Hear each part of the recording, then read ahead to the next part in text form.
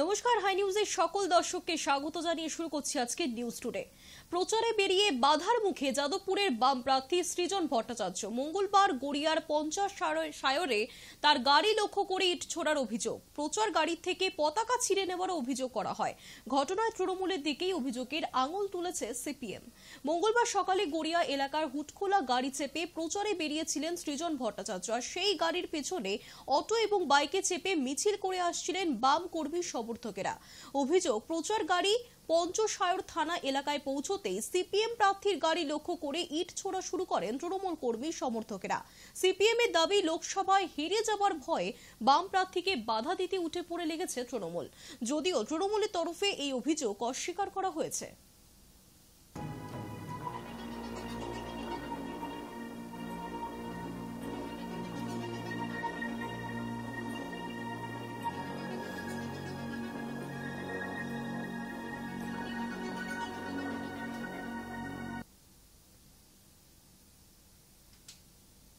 সোমবার পঞ্চম দফায় ভোট পর্ব মিটেছে 7টি কেন্দ্রে। লক্ষাধিক ভোটে জয়ী হব আশাবাদী অর্জুন সিং। পাশাপাশি পুলিশের ভূমিকা নিয়েও প্রশ্ন তুলেছেন বিজেপি প্রার্থী।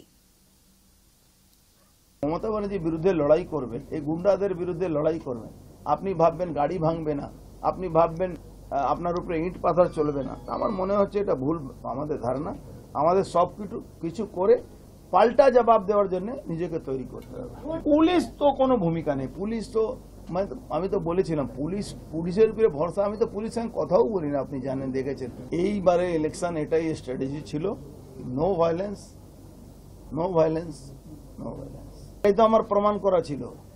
এই মুখ্যমন্ত্রী, হোম মিনিস্টার আছেন, উনি গুন্ডাদেরকে পুষেছেন, উনার পুলিশ গুন্ডাদেরকে পুষেছে, এটা আমার প্রমাণ করা ছিল। ব্যারাকপুরের মানুষ এটা দেখেছেন, এটাই আমার উপলব্ধি। ওরা নিজের নেতাদের কাছে দেখাচ্ছে কি ওরা আমাকে গো ব্যাক বলেছে, তাতে আমার কি যায় আসে? ও গো ব্যাক বলুক, গালাগালি করুক, এটাই তো আমি জানতাম কি এটা হবে। 200% কনফিডেন্স, 1.5 লাখের কাছাকাছি ভোটে জিতছে।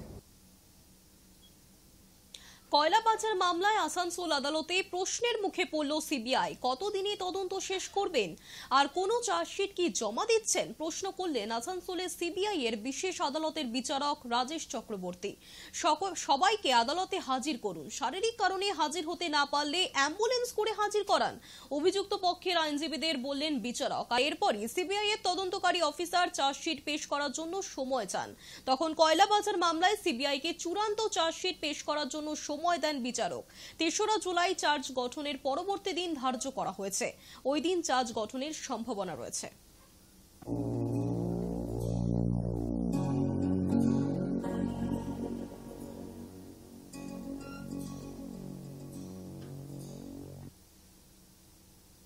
আজ মঙ্গলবার রাজীব গান্ধী 33তম মৃত্যুবার্ষিকী। বীরভূমিতে উপস্থিত ছিলেন কংগ্রেস নেতৃত্ব, উপস্থিত ছিলেন সোনিয়া গান্ধী, মল্লিকার্জুন খাড়গে, রাহুল গান্ধী। সকলেই শ্রদ্ধা জ্ঞাপন করলেন।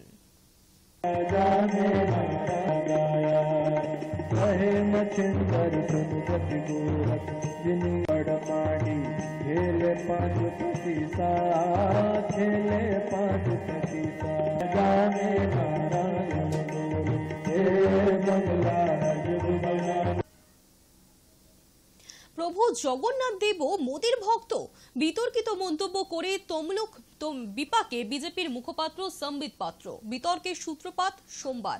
পুরী লোকসভা কেন্দ্রে বিজেপির প্রার্থী সম্বিতের সমর্থনে প্রচার করতে গিয়েছিলেন সেখানে প্রধানমন্ত্রী নরেন্দ্র মোদী। পুরীর মন্দিরে পুজো দেবার পরে রোড শো করার সময় সাংবাদিকদের মুখোমুখি হয়ে বেফাঁস মন্তব্য করে ফেললেন সম্বিত পাত্র। তিনি বললেন, লক্ষ লক্ষ মানুষ আজ হাজির ছিলেন প্রধানমন্ত্রী মোদীকে দেখতে। জগন্নাথ নিজে মোদীর ভক্ত। পুরী বিজেপি প্রার্থীর এই মন্তব্যের সমালোচনা শুরু হয়। বিতর্কের আবহেই নতুন করে একটি ভিডিও পোস্ট করেছেন বিজেপি প্রার্থী।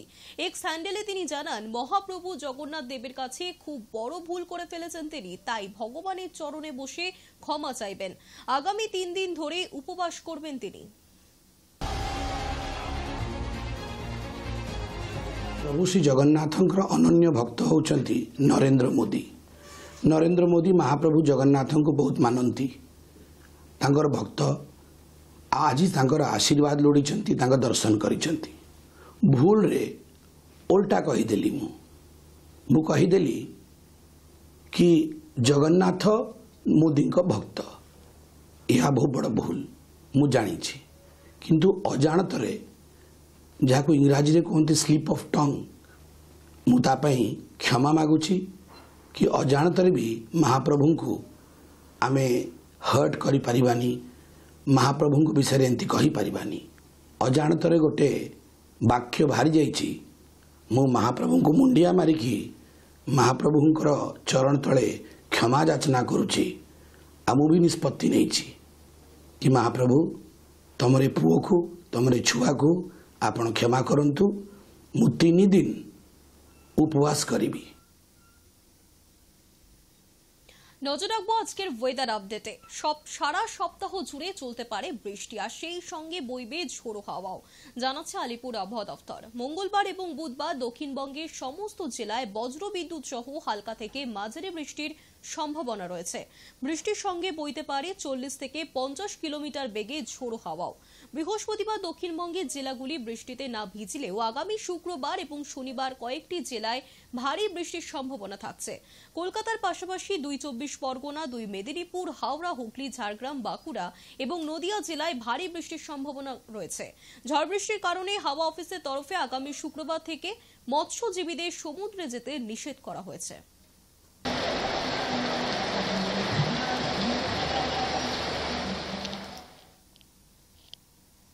নিউজ টুডে এখনকার মতো এই পর্যন্তই। দেখতে থাকুন হাই নিউজ নির্ভীক নিরপেক্ষ।